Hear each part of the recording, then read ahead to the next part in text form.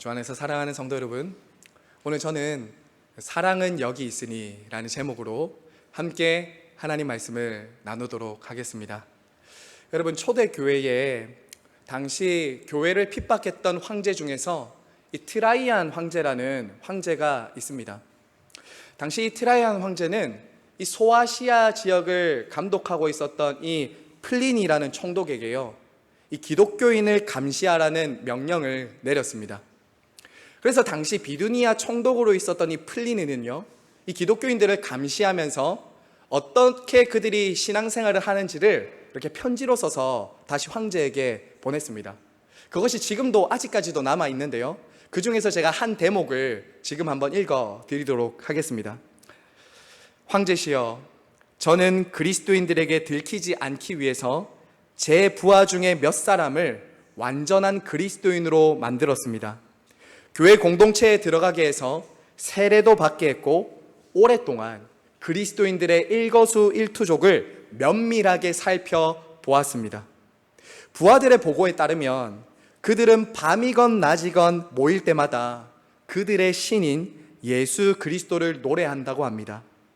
또 많은 양을 소비하는 것은 아니지만 자주 빵을 떼고 포도주를 마시면서 기뻐하고 즐거워한다고 합니다. 참으로 이해할 수 없는 것은 그들이 자신들을 괴롭히는 이들을 위해서도 기도한다는 것입니다.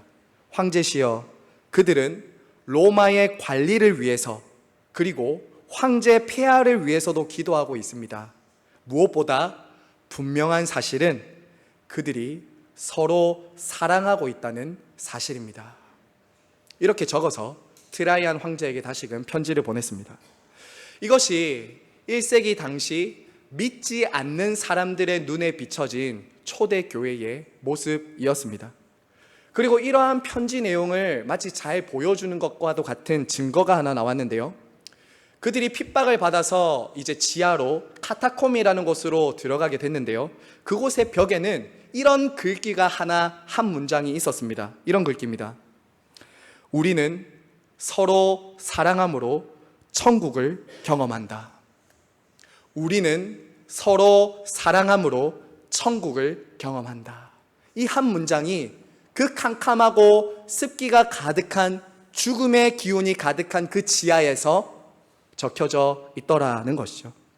사랑하는 성도 여러분, 그들이 그처럼 쾌쾌하고 음침한 지하 카타콤에서도 천국을 경험할 수 있었던 힘이 무엇입니까?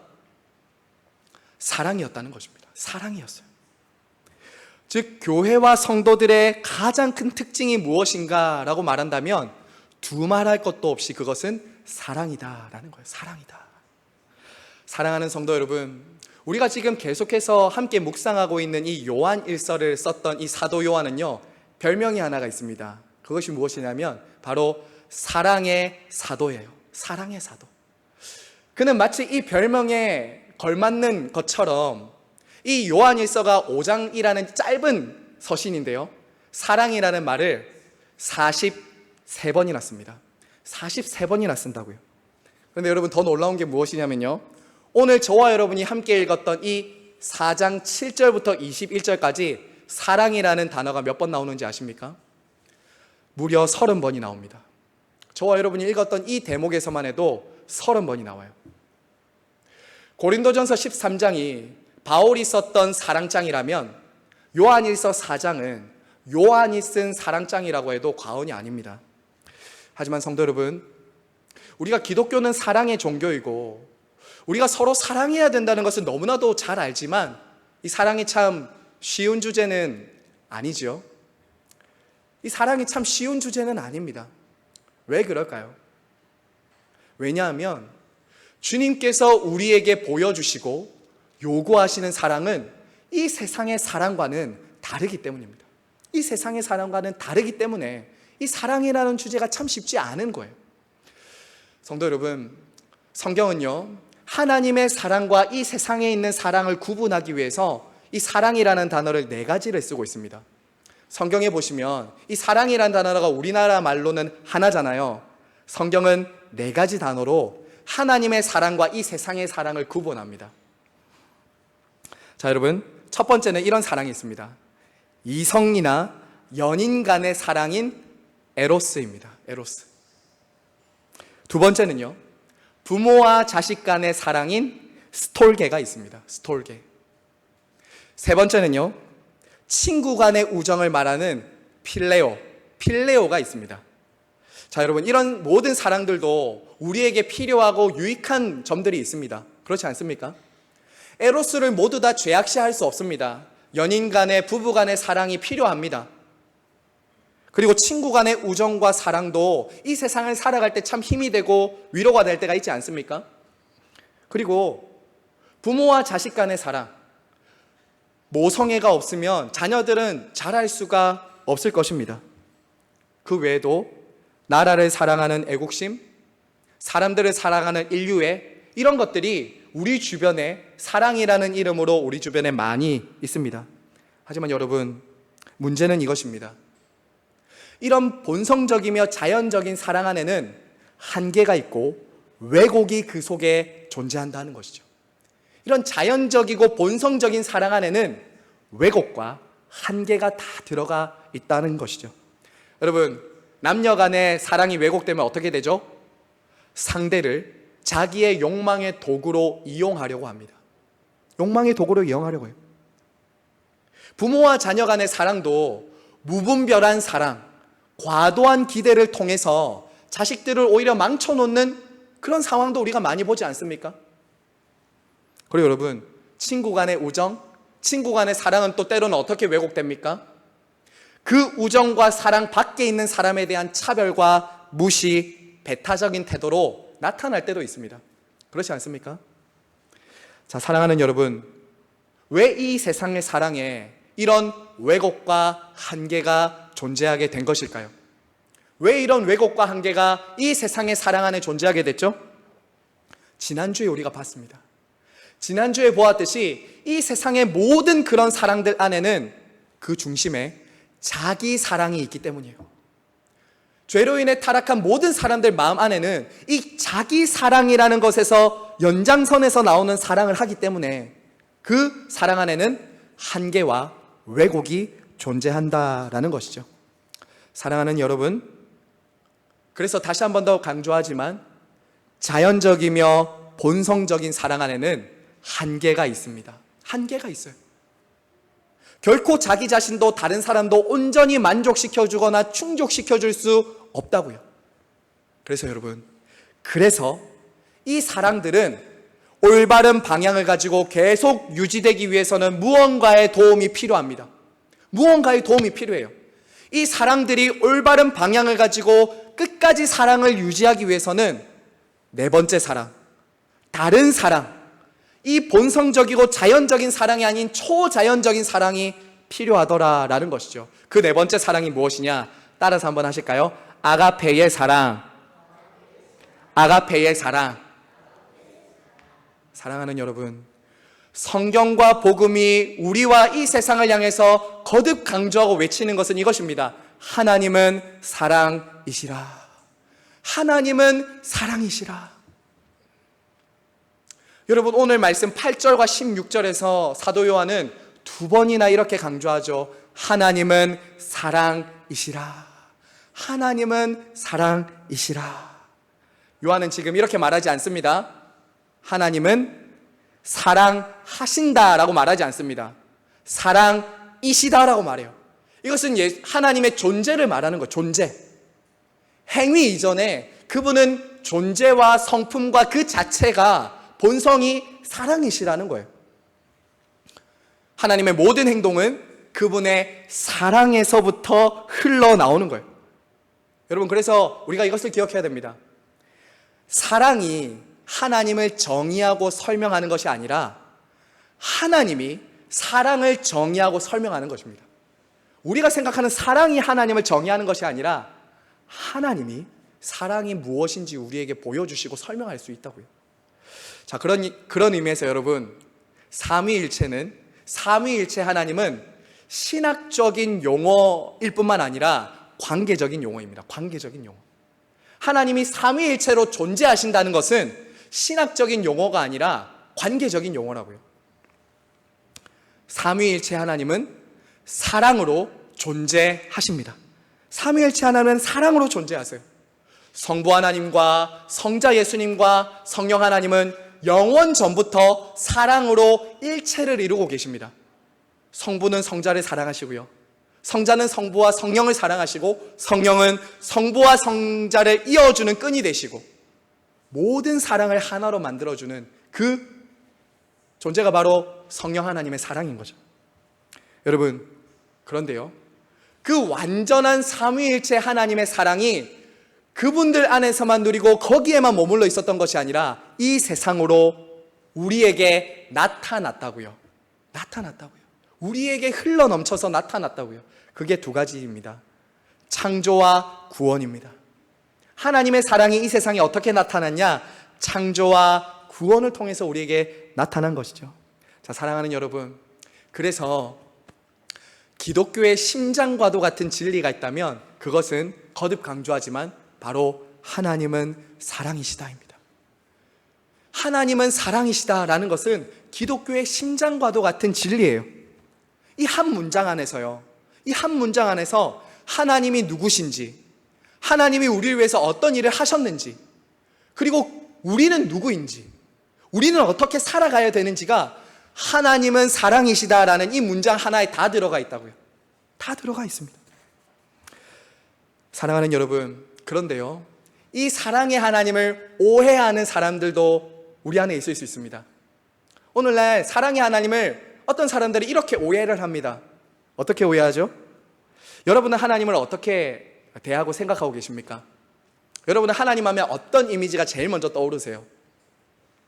어떤 사람들은 하나님을 내가 하는 일이 잘 되게 해주시고, 내게 복 주시고, 나를 도와주시는 분 정도로만 하나님을 생각하는 사람들이 있습니다. 또 어떤 사람들은요, 하나님이 잘하면 복을 주시고 못하면 벌 주시는 분, 무섭고 두려운 하나님, 죄 지으면 언제든지 기다렸다가 꿀밤 주시거나 벌 주시고 심판하시는 무섭고 두려운 하나님으로만 여기는 사람들도 있습니다. 아니면 하나님이 계시다는 건 알지만 나와 너무 동떨어져 있는 분인 것 같아서 그 하나님이 도대체 나와 무슨 상관인가, 아무것도 모른 채 그렇게 하나님을 생각하는 사람들도 우리 가운데 있을 수 있다는 것이죠. 하지만 여러분, 이러한 하나님에 대한 오해와 생각은 하나님의 사랑을 정말 모르기 때문입니다. 하나님의 사랑을 올바로 경험하지 못했기 때문이에요. 여러분, 교회에 다니면서도요, 이 하나님의 사랑을 경험하지 못하고 머리로는 알고 지식으로는 알지만 가슴으로 경험하지 못하면 여러분, 신앙생활이 재미가 없습니다. 신앙생활이 기쁨이 없어요. 형제와 이웃을 내 몸처럼 사랑할 수도 없습니다. 하나님의 사랑을 경험하지 못하면 예수님이 말씀하셨던 그 두 아들의 비유에 나오는 딱 첫째의 수준으로밖에 신앙생활을 못합니다. 첫째의 수준으로밖에 신앙생활을 못해요. 아까 전에 우리 어린아이들 말씀 들을 때 첫째 이야기는 제가 안 했지 않습니까? 여러분, 둘째가 들어왔을 때 첫째가 어떻게 반응했죠? 첫째가 못마땅하게 여겼습니다. 둘째 아들이 들어갈 때 첫째 아들의 반응은 못마땅하게 여겼어요. 여러분, 첫째 아들의 잘못이 무엇이죠? 첫째 아들의 잘못, 둘째와 똑같습니다.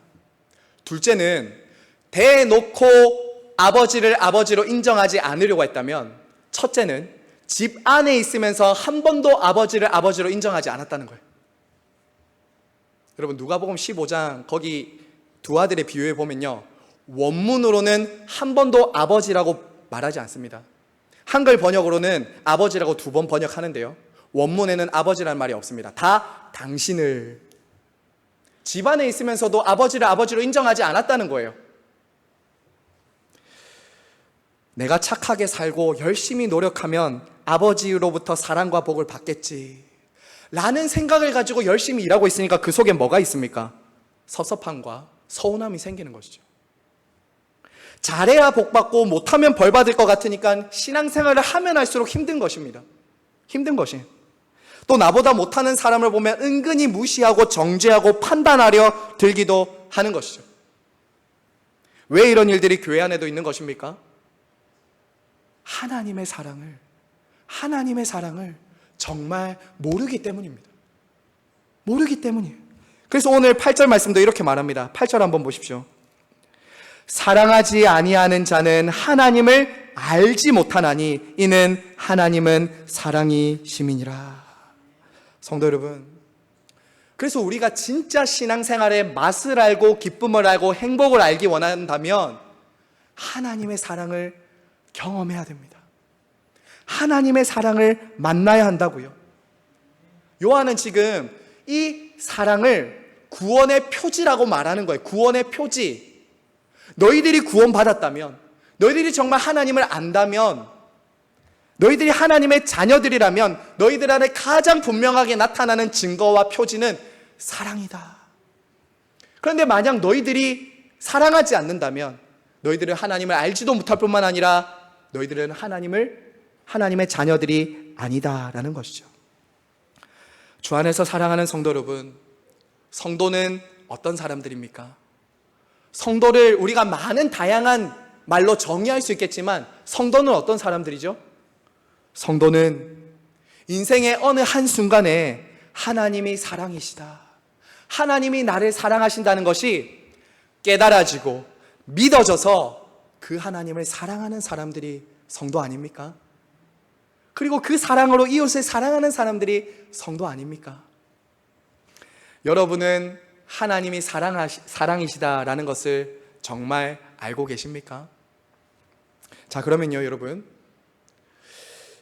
우리는 하나님이 사랑이시다, 하나님이 나를 사랑하신다는 것을 어떻게 알 수 있습니까? 어떻게 알 수 있습니까? 바로 하나님의 사랑은 예수 그리스도를 통해서 나타났습니다. 자, 여러분, 우리 9절과 10절 말씀 다 같이 한번 읽겠습니다. 9절과 10절이요. 시작. 하나님의 사랑이 우리에게 이렇게 나타난 바 되었으니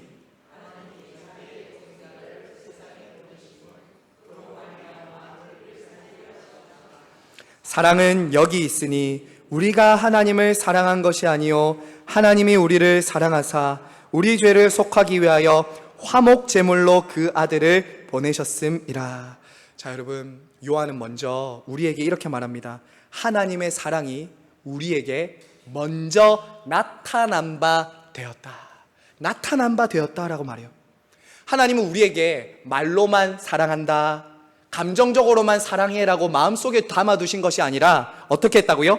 하나님의 사랑이 우리에게 구체적인 행동을 통해서 나타났다는 거예요. 나타나고 드러난 사랑이라는 거예요.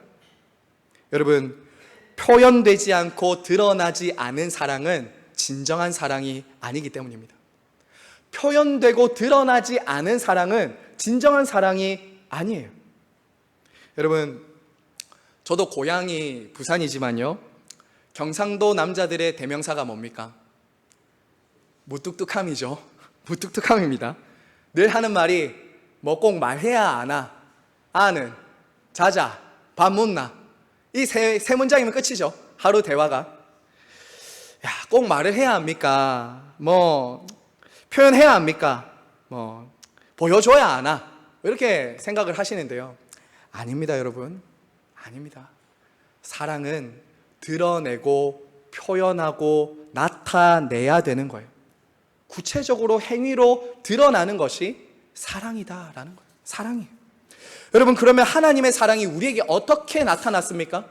하나님이 우리를 어떻게 사랑하신다라고 구체적으로 표현하셨죠? 우리가 하나님을 사랑하지 않을 때 먼저 사랑하신 사랑으로 나타났습니다. 여러분, 10절 말씀 다시 한 번 더 보십시오. 10절 제가 읽겠습니다. 사랑은 여기 있으니 우리가 하나님을 사랑한 것이 아니요 하나님이 우리를, 여기는 괄호에 두고, 먼저 사랑하사 우리 죄를 속하기 위하여 화목제물로 그 아들을 보내셨습니다. 주 안에서 사랑하는 성도 여러분, 저와 여러분이 하나님을 먼저 사랑했거나 하나님을 찾았기 때문에 하나님이 우리를 사랑하신 것이 아닙니다. 우리가 하나님의 사랑받을 만한 자격이나 조건을 갖추었기 때문에 사랑하신 사랑도 아닙니다. 우리가 착해서, 우리가 훌륭해서 사랑받을 만한 자격이 있어서 우리를 사랑하신 것이 아니라고요. 성경은 오히려 우리에게 무엇이라고 말합니까? 우리는 하나님을 사랑하지 않았다라고 말합니다. 우리는 하나님을 사랑하지 않았다고 말해요. 오히려 성경은 뭐라고 말합니까? 죄인된 사람들은 하나님을 적극적으로 거스르며 거부하고 거절한다라고 말해요.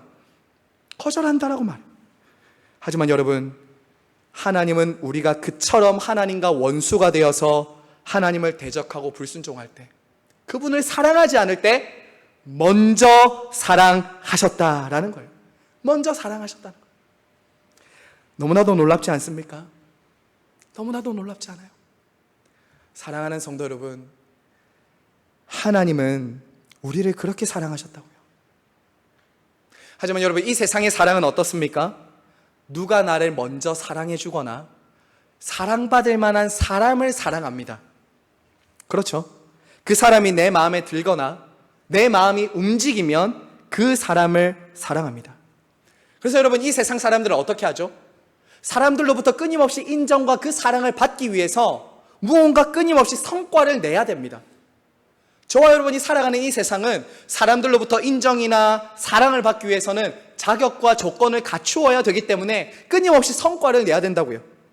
왜냐하면 내가 하는 일이나 내가 가지고 있는 소유나 내 가치에 따라서 내가 사랑받고 인정받을 수 있다라고 생각하기 때문이죠. 네가 공부를 잘하니까 사랑해. 네가 잘생겼으니까 사랑해. 네가 일을 잘하니까 사랑해. 사랑받을 자격이 있으니까 사랑한다고요. 이 세상의 사랑은 다 그래요. 그래서 여러분, 이런 압박감과 스트레스 때문에 오늘날 현대인들이 얼마나 많은 우울증과 정신질환에 시달리는지 모릅니다. 내가 인정받아야지 사랑하니까. 여러분, 그래서 오늘날 반려견을 많이 키우죠. 집집마다 반려견 참 많이 키우지 않습니까? 반려견이나 반려묘. 왜 반려견이나 반려묘를 많이 키우는지 아십니까? 조사해보니까 이랬어요. 무조건적으로 나를 환영해주고 사랑해주는, 나를 필요로 하는 존재가 있어야 되기 때문에 반려견을 키운다는 거예요. 무조건적으로 나를 환영해주고 나를 반겨주는 그 대상이 필요해서 반려견을 많이 키운다는 거예요. 여러분, 개는요, 내가 얼마나 버는지 못 버는지 아무 상관없이 집에 들어오면 꼬리를 흔들지 않습니까? 무조건 반겨줘요. 아무 상관없이 내가 잘 나가든지 못 나가든지 내가 기분이 안 좋든지 좋든지 와서는 꼬리를 흔들고 환영해 주지 않습니까? 그래서 반려견을 많이 키운다는 거예요. 하지만 여러분, 이런 반려견으로부터 받는 사랑은요, 인격적인 사랑이 될 수 없기 때문에 한계가 있습니다. 반려견이 온전히 사람을 만족시켜주는 사랑을 해줄 수가 없어요. 사랑하는 성도 여러분, 이런 세상에서 나를 존재 자체로 있는 모습 그대로 아무 이유 없이 나를 사랑하는 누군가가 있다면 큰 위로와 힘이 되지 않겠습니까?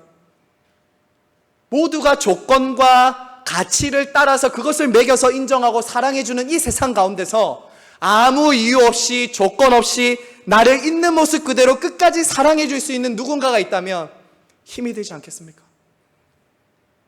사랑하는 여러분, 바로 하나님의 사랑이 우리에게 그렇게 나타났다는 거예요. 하나님의 사랑이 우리에게 그렇게 나타났다는 거예요. 우리가 하나님을 사랑하기도 전에 우리의 어떠한 자격과 조건을 보지 않으시고 우리의 존재 자체로 우리를 사랑하셨다라는 거예요. 여러분, 두 번째로요, 그 하나님의 사랑은 어떤 사랑입니까? 10절 후반부 한번 보시죠. 10절 후반부. 하나님이 우리를 사랑하사 우리 죄를 속하기 위하여 화목 제물로 그 아들을 보내셨습니다. 자, 여러분, 하나님의 사랑이 어떤 사랑입니까? 우리의 죄와 허물을 가려주시는 사랑입니다. 하나님의 사랑은 우리의 죄와 허물을 가려주시는 사랑이에요. 여러분, 하나님은 사랑이시니까 그냥 죄 용서나 죄에 대해서는 그냥 모른 척하고 가주시거나 덮어주고 그냥 넘어가는 것이 아닙니다. 하나님의 용서도 그냥 쉽게 저절로 된 것이 아니라는 거예요. 그것은 진짜 사랑이 아닙니다. 여러분, 하나님이 우리의 죄와 허물을 덮어주고 용서하기 위해서 어떻게 하셨습니까? 우리의 죄와 허물을 대신하기 위해서 화목 제물을 보내셨다. 화목 제물이. 여러분, 이 화목 제물이라는 단어는요, 신약 성경에 딱 2번 요한 1서에만 나옵니다. 저와 여러분이 이미 요한 1서 2장을 볼 때 이 화목 제물을 봤습니다. 힐라스모스라는 이 단어는 신약 성경에 딱 2번 나오는데요, 이 단어의 뜻은 이것입니다. 이 화목 제물은 2가지 역할을 해요. 2가지 역할. 첫 번째는 이것입니다. 하나님의 진노를 가라앉히는 거예요. 가라앉히는 거예요. 2번째는 죄에 대한 값을 보상하고 대신하는 거예요. 이게 화목 제물입니다. 화목 제물.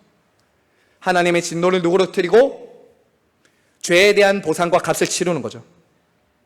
사랑하는 여러분, 하나님은 사랑이시면서 동시에 거룩하시고 의로우신 분이십니다. 그래서 그냥 죄를 간과하시는 게 아니에요. 죄에 대해서 아무것도 묻지 않고 따지지 않고 그냥 괜찮아라고 덮어두시는 용서를 보여주신 것이 아니라고요. 하나님은 거룩하시고 의로우시기 때문에 죄에 대해서 미워하십니다. 죄를 형벌하시고 심판하시는 분이시라고요. 그래서 여러분, 구약시대에는 이 화목제물 없이 하나님께 나아가면 어떻게 됐는지 아십니까? 바로 죽었어요. 제물 없이 하나님 앞에 나아가면 바로 죽었다고요. 하지만 여러분, 이제는 하나님께서 짐승의 피가 아니라, 짐승의 희생 제물이 아니라 당신의 하나밖에 없는 아들을 우리를 위한 온전한 화목 제물로 주심으로 죄에 대한 당신의 진노와 우리에 대한 죄값을 다 아들 예수 그리스도 안에서 해결하셨다고. 그분이 화목 제물로 이 땅에 오셔서 우리와 하나님 사이에 그 막혔던 모든 죄들을 감당하심으로 우리와 하나님이 화목하게 되었다는 것이죠. 사랑하는 여러분, 한번 생각해 보세요. 한 번만 생각해 보세요. 이 하나님의 사랑과 이 세상 사랑이 얼마나 다른지 한번 생각해 보세요. 저와 여러분이 살아가는 이 세상 한번 생각해 보세요. 우리가 잘못을 하고 죄를 짓잖아요. 그러면 사람들은 어떻게 반응합니까? 손가락질합니다. 비난합니다. 네가 그럴 줄 몰랐다라고 정죄합니다. 물론 한 번, 두 번은 용납하고 용서해 줄 수도 있습니다. 괜찮아, 그래 실수했겠지. 그런데 여러분 한번 생각해 봐요. 치명적인 잘못을 하거나 한 번, 두 번이 아니라 같은 잘못을 계속 반복해서 저지른다. 우리는 그 사람을 손절할 겁니다. 손절하거나 아예 사회에서 파묻을 거예요. 파묻을 거예요. 하지만 여러분, 하나님 아버지께서는요, 수많은 죄와 허물을 가진 저와 여러분들의 그 잘못을 들추어내고 정죄하고 심판하시는 것이 아니라 그 모든 죄와 허물을 가려주셨다고요. 화목제물 되신 아들 예수 그리스도 안에서 모두 다 가려주셨다고요. 희생하신 예수 그리스도께서 우리를 위한 화목제물 되심으로 저와 여러분은 하나님의 사랑을 알 수 있게 된 것입니다. 사랑하는 여러분, 끝으로 그래서요, 하나님의 사랑은 어떤 사랑인가? 우리 한번 받아서 해주실까요? 희생하시는 사랑입니다. 희생하시는 사랑이에요. 여러분, 하나님은 저와 여러분들을 사랑하시고 죄로부터 구원하시고자 하나밖에 없는 독생자, 하나님의 아들을 보내셨다고요. 제가 지난번에도 말씀드렸지만 정말 사랑하는 사람을 위해서 제 목숨을 대신 내어줄 수는 있겠어요. 하지만 내 자식이 그 사람을 위해서 죽어야 된다? 너무 힘들 것 같아요. 그런데요, 죄인을 위해서 하나님은 하나님의 하나밖에 없는 독생자를 내어주셨다고요. 내어주셨어요. 아버지에게는 아들은 그 누구와도 바꿀 수 없는 가장 소중한 존재지만 저와 여러분들을 사랑하셔서 내어주시고 아낌없이 희생하셨다라는 것이죠. 사랑하는 여러분, 생각해 보세요. 제가 왜 지금 이 세상 사랑과 하나님 사랑을 계속 비교하는지 한번 생각해 보세요. 이 세상은 사랑을 갈구합니다. 이 세상은 사랑에 목말라 한다고요. 그런데 이 세상은 상대의 희생은 요구하지만 그 사람을 위해서, 사랑을 위해서 희생하려고는 하지 않습니다. 희생을 하지 않는다고요. 이기적인 사랑은 다른 사람들의 희생을 요구하지 자기는 희생하지 않으려고 하는 것이 이 세상 사랑이라는 거예요. 하지만 여러분, 주님은 저와 여러분들을 위해서 당신의 전부를, 당신의 모두를 우리를 위해서 희생하시고 대가를 지불하시고 아낌없이 사랑하셨다는 거예요. 주 안에서 사랑하는 시냇가에 심은 성도 여러분, 사랑이 여기 있습니다. 사랑이 여기 있다고요. 다른 곳에서 여러분들이 사랑을 찾으면 목마를 수밖에 없고 채워지지 않을 수밖에 없고 배신당할 수밖에 없고 여러분들 행복할 수가 없을 것입니다. 사랑이 여기 있습니다. 사랑이 여기 있으니 이 세상과는 다른 사랑, 이 세상이 나를 대하는 방식과는 너무나도 다르게 대하시고 사랑하시는 사랑이 여기 있다고요. 이 사랑을 만날 때 어떤 일이 일어납니까? 18절 보십시오. 18절 말씀 다 같이 한번 읽겠습니다. 18절입니다. 시작. 사랑 안에 두려움이 없고 온전한 사랑이 두려움을 내쫓나니 두려움에는 형벌이 있음이라. 두려워하는 자는 사랑 안에서 온전히 이루지 못하였느니라. 사랑하는 여러분, 하나님의 사랑을 만날 때 저와 여러분에게 나타나는 증거 중에 하나는 이것입니다. 두려움이 물러간다는 거예요. 두려움이 없어지기 시작해요.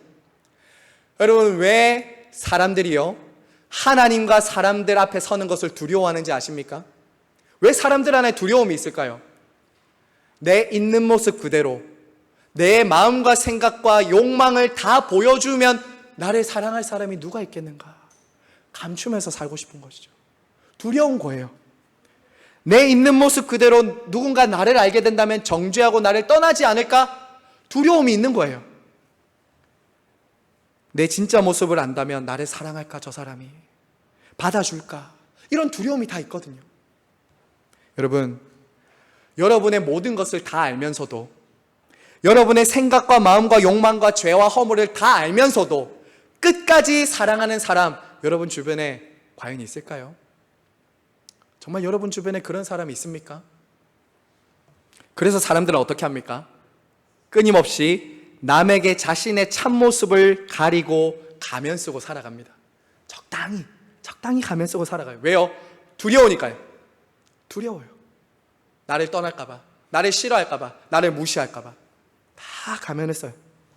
하지만 사랑하는 성도 여러분, 우리 하나님은요 그런 우리 모습을 다 아시면서도 있는 모습 그대로를 사랑하신다고요. 그대로 받아주신다고요. 이 사랑을 만날 때 여러분 두려움에서 자유하게 됩니다.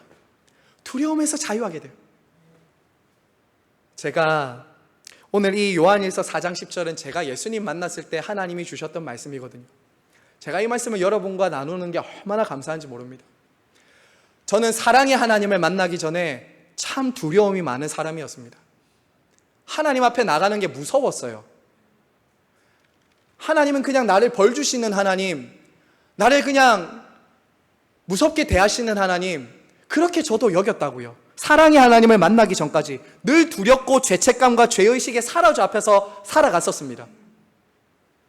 하지만 여러분, 하나님의 사랑을 알수록, 복음을 통해서 하나님의 사랑이 나에게 어떻게 나타났는지를 내가 깨달아지고 믿어지니까 이 두려움이 사라졌어요.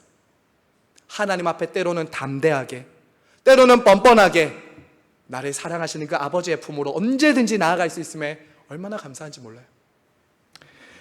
사랑하는 여러분, 오늘도 하나님은 그렇게 사랑으로 우리를 맞이하시고 사랑하신다. 그 은혜에 감사하는 저와 여러분 모두가 되시길 간절히 바라고 축복합니다. 자, 여러분 마지막입니다. 사랑하는 여러분, 하나님이 저와 여러분을 이처럼 사랑하셨다면 우리는 어떻게 해야 되는 것이 마땅합니까? 서로 사랑하는 것이 마땅한 것이죠. 오늘 요한은 마지막으로 이 하나님의 사랑을 받았다면 우리가 어떻게 나타나야 된다고 말합니까? 11절 말씀 우리 다 같이 한번 읽겠습니다. 11절입니다. 시작. 사랑하는 자들아, 하나님이 이같이 우리를 사랑하셨은즉 우리도 서로 사랑하는 것이 마땅하니라. 아멘. 여러분, 하나님이 지금 여기서 요구하시는 사랑은요 자연적이거나 본능적이거나 본성적인 사랑이 아닙니다. 마음과 뜻과 목숨을 다해서 하나님을 사랑하고 이웃을 사랑하는 사랑이에요. 원수까지 사랑하는 사랑이에요. 자연적이고 본성적인 사랑을 요구하시는 것이 아닙니다. 이것은 우리 힘으로 그래서 되는 사랑이 아니에요. 여러분들이 이것을 인정하셔야 됩니다. 아, 내 안에 사랑이 없구나. 이렇게 사랑할 수 있는 내 안에는 능력이나 실력이 없구나. 그걸 하셔야 돼요. 어떻게 이 사랑이 가능합니까? 바로 앞서 말씀드린 이 말씀. 당신의 마음과 뜻과 목숨을 다해서 먼저 사랑하신 그 하나님 아버지의 사랑이 절절하게 깨달아지고 믿어지는 그 사람만이 그렇게 사랑할 수 있는 것이죠. 그렇게 사랑할 수 있는 거예요. 초자연적인 사랑, 이성과 생각을 뛰어넘어서 사랑하게 만드시는 그 사랑이 우리 안에 있을 때 미움과 증오의 사람이 용서와 사랑의 사람으로 바뀌기 시작하는 것이죠. 여러분, 한번 생각해 보세요. 지금 이 서신을 쓰고 있는 요한 있죠? 요한의 원래 별명이 뭔지 아십니까? 그렇죠. 보아너게, 울의 아들이었습니다. 여러분 아시죠? 요한의 별명이 원래 사랑의 사도가 아니었고요. 예수님이 지어준 별명이 뭐냐면 너는 보아너게다 이랬어요. 너는 보아너게다. 여러분, 보아너게가 울의 아들인데요. 한마디로 하면 이런 겁니다. 한 성깔 하는 사람, 불같은 사람, 급한 성격을 가진 사람이 바로 요한이었어요. 요한이었다고요. 여러분, 그런데 요한이 어떻게 변했습니까? 예수님의 사랑을 만나자, 자신을 용서하시고 품어주신 그 예수님의 사랑을 딱 만나자 사랑의 사람이 되는 거예요. 불같은 울의 아들이 사랑의 아들로 바뀌는 거예요. 그래서 저와 여러분도 하나님의 사랑을 만나면 어떻게 됩니까? 점점 사랑의 사람으로 바뀌는 거예요. 점점 사랑의 사람으로 바뀌는 거예요. 자녀들에게는 부모를 닮는 그 닮아감이 있지 않습니까? 왜요? 같은 DNA가 있으니까요. 하나님의 자녀들에게도 하나님 아버지의 DNA가 있어요. 하나님의 속성과 성품, 본성이 있다고요. 그게 뭐예요? 사랑이에요. 사랑이에요. 하나님 아버지를 닮아가는 사랑이 하나님의 자녀들 안에는 반드시 나타난다는 거예요. 여러분, 제가 지금 이것을 강조하는 이유는 이것입니다. 요한이 왜 이렇게 요한 서신에서 사랑을 많이 강조하는지 아십니까? 교회 공동체 안에 있는데 영지주의의 영향을 받은 이들이 사랑하지 않고 공동체를 분열시키고 공동체에서 나가는 겁니다. 여러분, 영지주의의 뜻이 무엇이었죠? 말 그대로 영적인 지식을 가져야지 구원받는다는 거예요. 영적인 지식을 가져야지 깨달음을 얻고 너가 구원받을 수 있다는 거예요. 하지만 여러분, 영지주의자들의 문제가 무엇입니까? 공동체를 분열시키고 나누었다고요. 그래서 요한은 이렇게 말합니다. 끝으로 20절과 21절 마지막으로 읽겠습니다. 20절과 21절입니다. 시작. 누구든지 하나님을 사랑하노라 하고 그 형제를 미워하면 이는 거짓말하는 자니 보는 바 그 형제를 사랑하지 아니하는 자는 보지 못하는 바 하나님을 사랑할 수 없느니라. 우리가 이 계명을 주께 받았나니 하나님을 사랑하는 자는 또한 그 형제를 사랑할지니라. 아멘. 주 안에서 사랑하는 성도 여러분, 이것이 영지주의자들의 문제만일까요? 이것이 당시 요한시대 영지주의자들의 문제만일까요? 아닙니다. 오늘날도 하나님을 믿습니다. 저는 교회를 다닙니다. 나는 하나님을 사랑합니다. 라고 말하면서도 공동체 안에서 지체들과 이웃들을 사랑하지 않는 그 구체적인 사랑이 나타나지 않으면 그것은 아무것도 아니에요. 아무것도 아닙니다. 설교 서두에 말씀드린 것처럼 초대교회 성도들의 가장 큰 특징이 뭐라고요? 사랑이었다고요. 사랑이었습니다. 그들은 교리적으로 지식적으로 하나님을 안 것이 아니라 사랑으로 하나님을 알고 서로 사랑함으로 하나님을 알고 있다는 것을 드러냈다는 거예요. 물론 교리적으로도 지식적으로도 하나님에 대한 이해를 잘 배우는 것이 중요합니다. 올바른 사랑을 위해서라도 올바른 지식을 우리는 배워서 교리를 배워 나가는 것이 필요합니다. 하지만 여러분, 교회 안에도 너무나도 많은 것은 알고 있지만, 신앙생활은 오래 했지만 사랑이 없는 사람도 너무나도 많습니다. 너무나도 많아요. 여러분, 왜 그렇게 교회 안에 있는 성도들 안에 상처와 아픔이 많을까요? 왜 교회가 사람들이 떠나게 되는 것일까요? 믿지 않는 사람들 때문에 상처받아서 떠나는 것이 아니지 않습니까? 같은 교회 안에 있지만 여기서 말하잖아요. 형제를 사랑하는 것. 형제는 밖에 있는 사람들 말하는 것이 아닙니다. 한 공동체 안에 있는 너희들 성도들 안에서도 예수님 믿는다고 하지만 옆에 있는 사람 보니 실망하고 다쳐서 교회 공동체를 나가게 되는 것이죠. 교회를 열심히 섬긴다는 사람 때문에 상처받고 떠나는 사람들도 오늘날 얼마나 많냐는 거죠. 그렇지 않습니까? 하지만 여러분, 정말 하나님의 사랑이 우리 안에 일하기 시작하면 어떤 일이 일어납니까? 우리 공동체는 어떻게 세워집니까? 사랑의 공동체로 세워집니다. 사랑의 공동체로 세워진다고. 형제와 지체들을 사랑하고 받아내는 일들이 일어나는 것이죠. 상대방의 반응과 상관없이 내 감정이 움직일 때만 사랑하는 것이 아니라, 내가 사랑할 만한 하니까 그 사람을 사랑하는 것이 아니라 주님께서 그러셨듯이 먼저 사랑하는 것이죠. 허물과 죄를 가려주는 사랑을 하는 것이죠. 교회 안에서 그래서 다른 사람들의 잘못과 허물이 보일 때 우리는 비난하고 손가락질하고 정죄해서는 안 됩니다. 정죄해서는 안 돼요. 주님께서 나를 용납하시고 나의 죄와 허물을 가려주셨듯이, 기다려주셨듯이 용납하고 사랑하는 것이 우리 공동체 안에 보여줘야 될 하나님의 사랑이다라는 것이에요. 여러분, 하나님의 사랑을 만나면 변화되는 것 중에 참 많은데요, 저는 그건 것 같아요. 예전에는 다른 사람 탓하고 남 탓했다면 이제는 내 안에 사랑 없음이 보이기 시작한다는 거예요. 야, 내 안에 참 사랑이 없구나. 이전에는 저 사람이 때문이야, 저 사람이 나를 이렇게 했기 때문이야, 내게 상처를 줬고 나에게 잘못했기 때문이야 라고 했던 사람이 하나님의 사랑을 딱 만나면 그 손가락이 내게 온다고요. 아, 내게 사랑이 없구나. 내게 사랑이 없구나. 그래서 가난하고 애통하는 심정으로 사랑을 구하게 되는 것이죠. 사랑하는 성도 여러분, 하나님은 이처럼 하나님의 사랑이 저와 여러분들 개인이 아니라 우리 교회 공동체에, 우리 가정에 흘러가기를 원하십니다. 이러한 사랑은 이 세상에는 없어요. 이러한 사랑은 이 세상에 없다고요. 우리 가족이, 우리 교회가 사랑하는 사랑의 공동체로 그리스도 안에서 담대하게 지어져 가기를 간절히 바라고 소망합니다. 그렇게 서로 사랑하며 살아갈 때 하나님 사랑, 이웃 사랑이라는 이 계명이 우리 안에 온전히 이루어지게 될 것입니다. 성도 여러분, 말씀을 맺겠습니다. 이러한 사랑이 우리 교회 안에요 가득하게 될 때 오늘 말씀은 이렇게 말합니다. 세상이 하나님의 사랑을 보게 될 것이다. 너희가 서로 사랑할 때 세상은 하나님의 사랑을 보게 될 것이다 라고 말해요.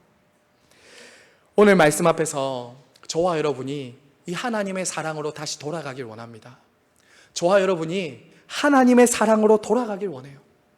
사랑이 없다, 하나님이 어디 계시냐 라고 말하는 이 세상 가운데서 하나님이 우리를 먼저 사랑하시고 죄와 허물을 가려주시고 우리를 위해 희생하신 이 사랑이 우리 공동체 안에 가득함으로 사랑이 가득한, 하나님의 사랑을 가득한 저와 여러분 모두가 되시길 간절히 바라고 소망합니다. 때로는요, 이 사랑을 하다 보면 사람들이 몰라줄 때도 있어요. 그리고 이 사랑이 때로 힘들 때도 있어요. 핍박을 받을 수도 있어요. 하지만 우리는 이 사랑을 포기할 수 없습니다. 이 사랑을 버릴 수 없어요. 왜냐하면 우리 주님께서 이 사랑으로 승리하셨기 때문입니다. 우리도 이 사랑으로 승리해야 하는 사람들로 부름받았어요. 여러분, 사랑을 포기하지 맙시다. 끝까지 사랑해야 됩니다. 한 주간 저와 여러분의 삶에서 하나님의 사랑으로 거듭난, 하나님의 자녀들에게만 나타나는 이 사랑이 가득함으로 하나님의 사랑을 구석구석 흘려보내는 복된 증인들 다 되시길 간절히 바라고 소망합니다. 함께 찬양하고 기도하겠습니다.